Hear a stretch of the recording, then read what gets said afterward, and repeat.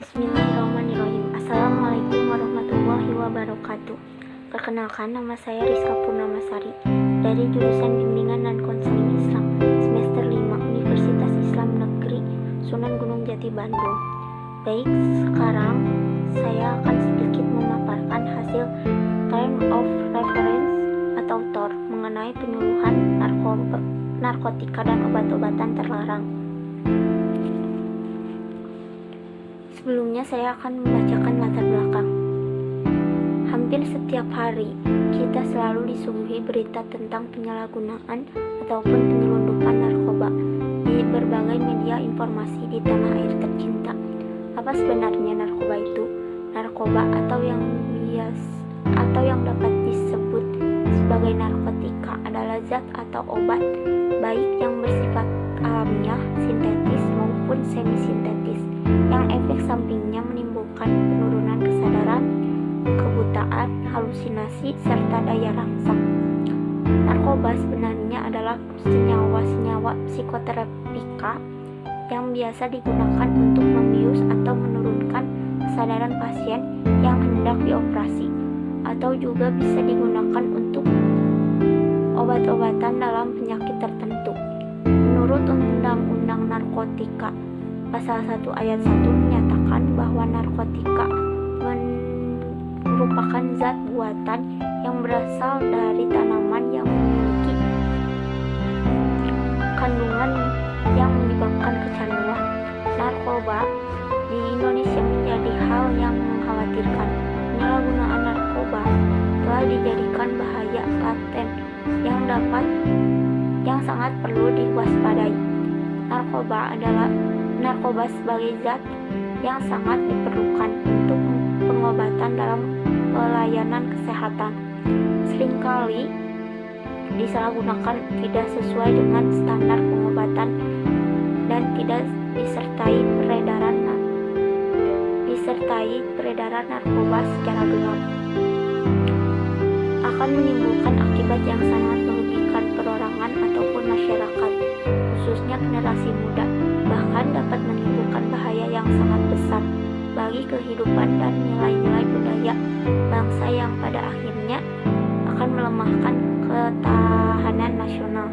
Remaja merupakan fase-fase di mana seseorang mengalami peralihan dari masa kecilnya atau kanak-kanak yang beranjak dewasa. Masa remaja juga disebut masa di mana anak-anak ini paling sensitif atau paling rawan dalam segala hal yang dihadapi individu.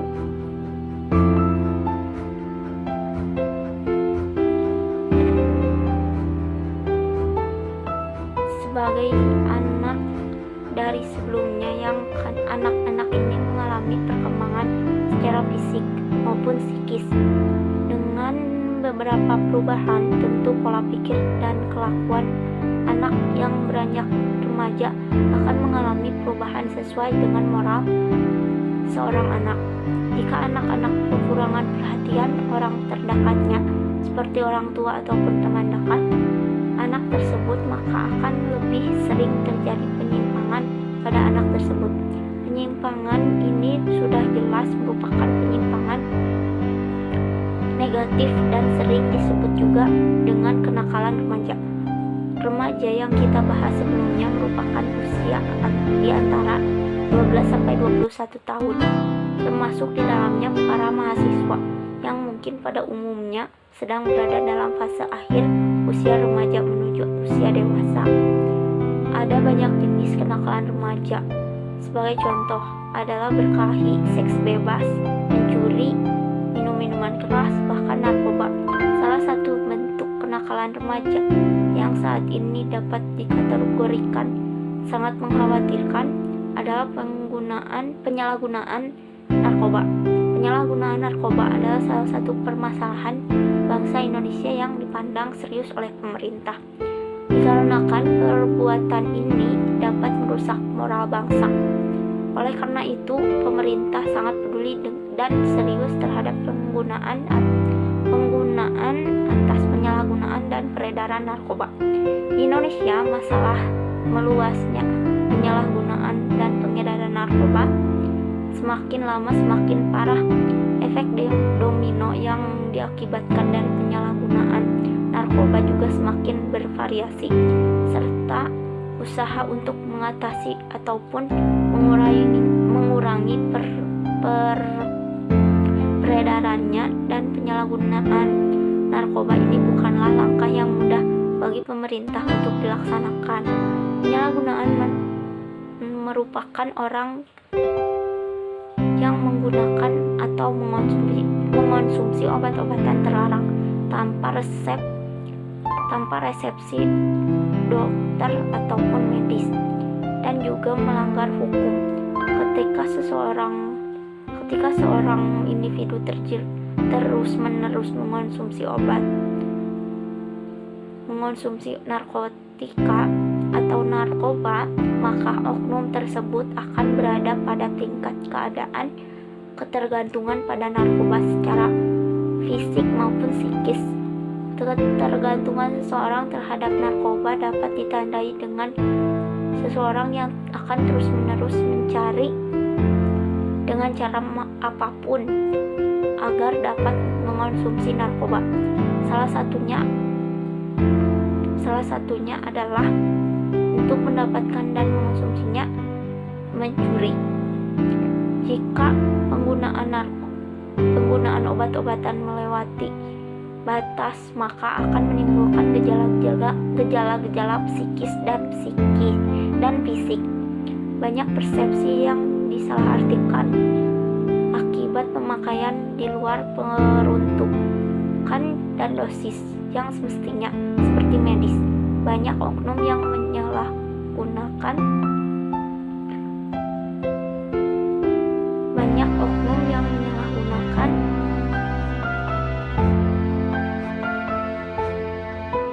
narkoba karena alasan untuk memuaskan rasa ingin tahu atau rasa ikutan teman, sekedar mencoba-coba. Awalnya karena coba-coba pun banyak yang kecanduan obat-obatan terlarang tersebut. Hal ini dilatar belakangi dengan kurangnya edukasi dan pemahaman seseorang terhadap bahaya narkoba, didukung lagi dengan masyarakat atau lingkungan yang ada di sekitarnya. Seiring dengan perkembangan zaman, arus informasi yang masuk sangatlah deras tanpa melalui filter kepada masyarakat. Hal ini juga merupakan salah satu dari penyebab banyaknya remaja termasuk mahasiswa yang memakai narkoba agar terlihat keren seperti di luar sana. Dengan semakin majunya teknologi sekarang, narkoba juga semakin lama semakin mudah didapatkan atau diperoleh secara ilegal. Banyak pemuda yang terkena masalah narkoba akibatnya berpengaruh dengan teman maupun keluarga. Hal ini dikarenakan gaya hidup mereka yang terjerumus ke dunia gelap. Dalam sistem pemerintahan terdapat undang-undang tentang narkotika yang diatur pada Undang-Undang Nomor 35 Tahun 2009 yang menerangkan tentang masalah penyalahgunaan narkoba, juga yang kini semakin serius. Narkoba sudah merambah ke seluruh wilayah Indonesia dan menyebar ke berbagai lapisan masyarakat, apalagi pada usia remaja. Kecanduan narkoba akan merusak masa depan penggunanya, bahkan dapat menimbulkan kejahatan-kejahatan yang lain.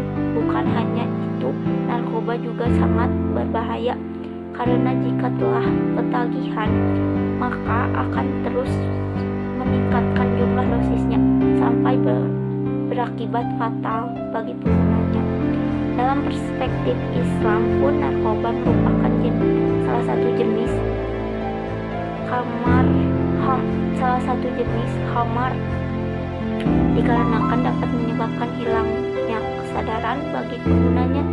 Ketika sesuatu hal lebih besar mudaratnya daripada manfaatnya baginya, maka sesuatu haram baginya untuk digunakan. Sebagai mahasiswa Universitas Islam Negeri Sunan Gunung Jati Bandung, tentu harus sadar akan penjelasan sebelumnya. Penyalahgunaan narkoba yang begitu berbahaya bukan hanya untuk tapi bagi orang sekitar juga. Apalagi seseorang mahasiswa di masa kini akan menentukan bagaimana nasib di masa depan. Jika sudah rusak di masa kini, bagaimana masa depannya nanti? Begitupun sebaliknya, jika kita menjaga dari hal tersebut, tentu sama saja dengan berusaha untuk mewujudkan Indonesia yang cemerlang di masa yang akan datang. Oleh karena itu, kami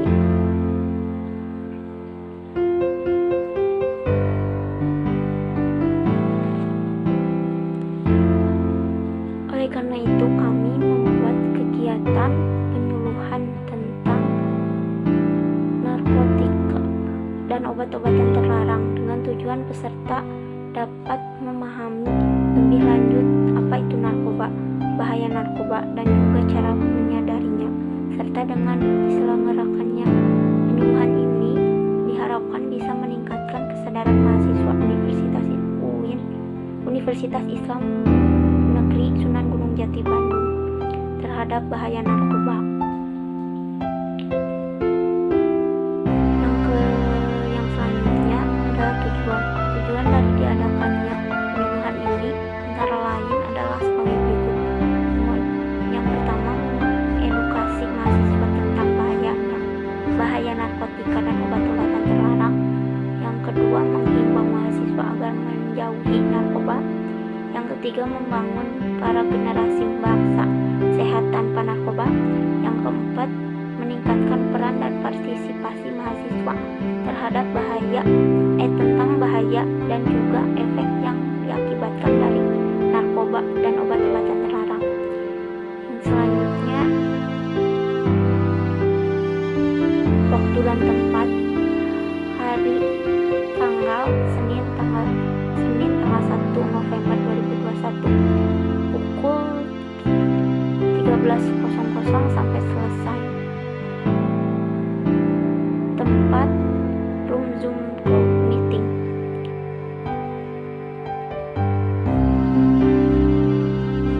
Narasumber penyuluhan ini akan menghadirkan narasumber yang kompeten di bidangnya, yaitu AKBP Denius Daniel SIP MH atau Kepala BNN Kota Bandung.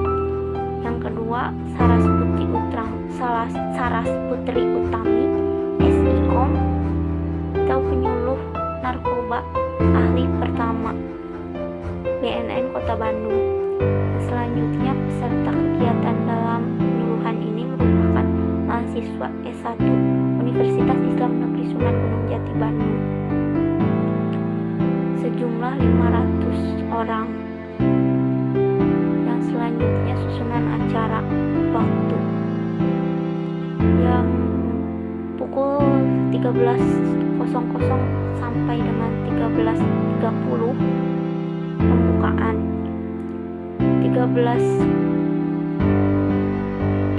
sampai 15.00 materi pertama dan tanya jawab, 15.00 sampai 15.30 isoma, 15.30 sampai 17.00 materi kedua dan tanya jawab, 17.00 sampai dengan selesai penutupan. Tim pelaksana kegiatan. Pelaksana penyuluhan, bimbingan, dan konseling Islam ini dilakukan oleh tim panitiaan yang terdiri dari mahasiswa semester 5 jurusan bimbingan dan konseling Islam.